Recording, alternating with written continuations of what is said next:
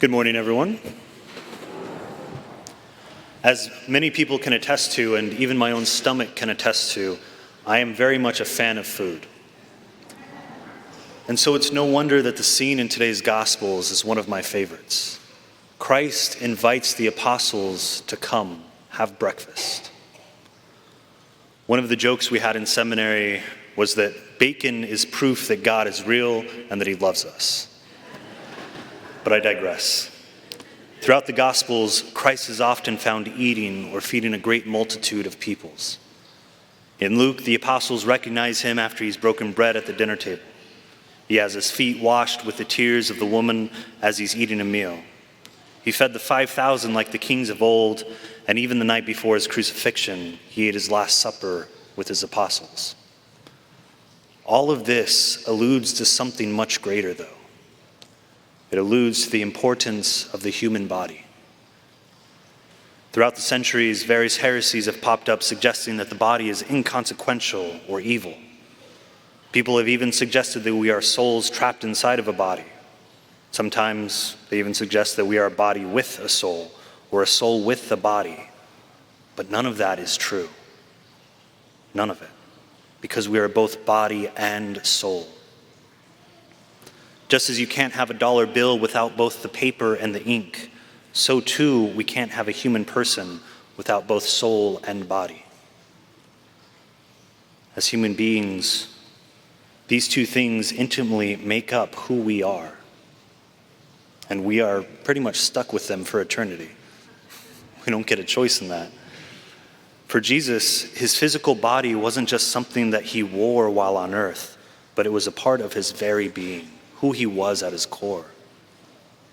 And for us, our bodies are not something solely for this life which we forever discard at the time of death.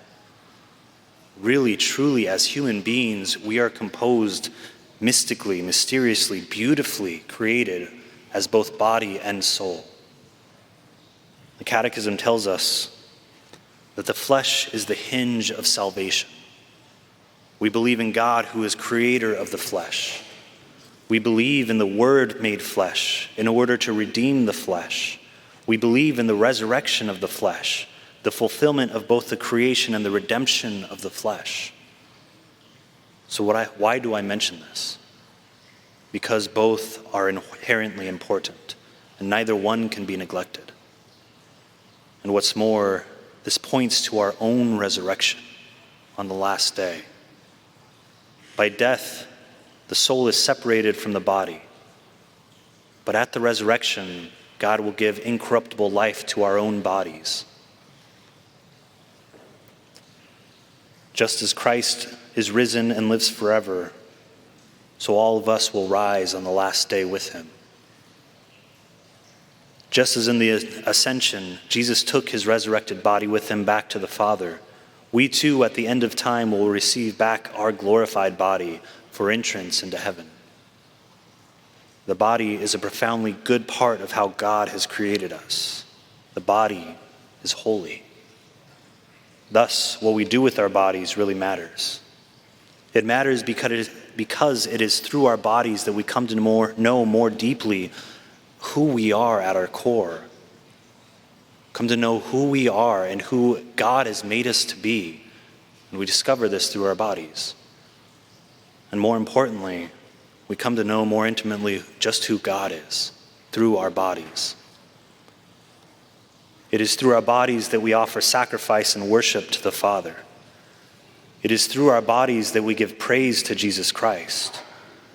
It is through our bodies that we feed the hungry and clothe the naked. My brothers and sisters, our bodies are important. They are good. They are holy. So let us use them today to give praise to God the Father and to love our neighbor as ourselves.